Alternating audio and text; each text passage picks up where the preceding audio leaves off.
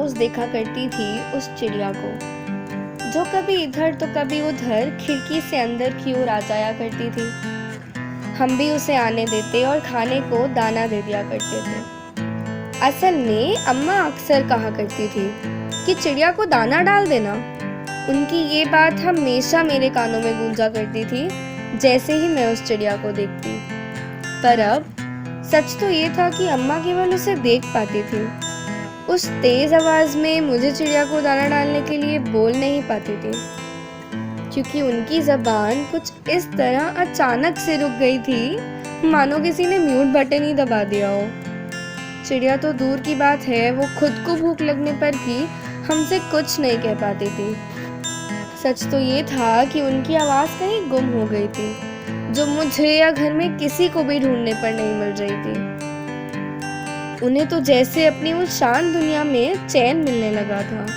वो इस शोरगुल से भरी भागदौड़ की दुनिया से दूर चली गई थी, लेकिन हमें अकेला छोड़कर। मुझे आज भी याद है जब वो अपनी तीखी सी आवाज में तान्या जोर से बुलाया करती थी और मैं परेशान होकर हाँ मैं आ रही हूँ ना कहा करती थी।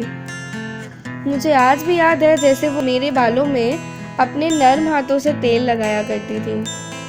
पर अब तो जैसे वो हम सबको भूल चुकी थी। उन्हें हमारा तो छोड़ खुद का अनुभव भी नहीं रहा था। कोई कहता कि बुढ़ापा है तो कोई कहता कि कोई बीमारी, पर इतने डॉक्टरों को दिखाने के बाद भी कुछ नतीजा नहीं निकलता था।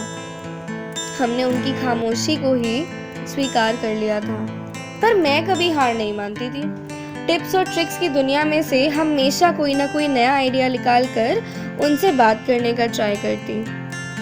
एक दिन जब मैंने अम्मा के सामने उनकी फेवरेट खीर ले जाकर पूछा, अम्मा आप खाओगे? तो 2 मिनट तक वो खीर को और मैं उन्हें देखती रही, वो इस उम्मीद में कि शायद मैं उन्हें वो खीर खिला दूं। पर मैं तो शैतान थी, इतनी आसानी से हार नहीं मानती। मैंने भी ठान ली थी कि आज तो मैं अम्मा की आवाज़ सुन के रहूँगी, उन्हें उस बेजुबान शांत दुनिया से वापस मेरे पास लाकर रहूँगी। मैंने फिर से उनसे पूछा, अम्मा आप खाओगे या मैं खा लूँ?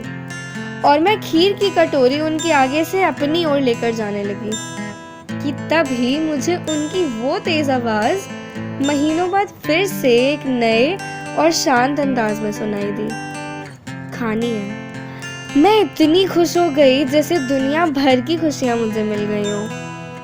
पर ये खुशी भी किसी खुशी से कम नहीं थी। आखिर उनके जाने से पहले ये आखिरी बार मैंने उनकी आवाज़ जो सुन ली थी।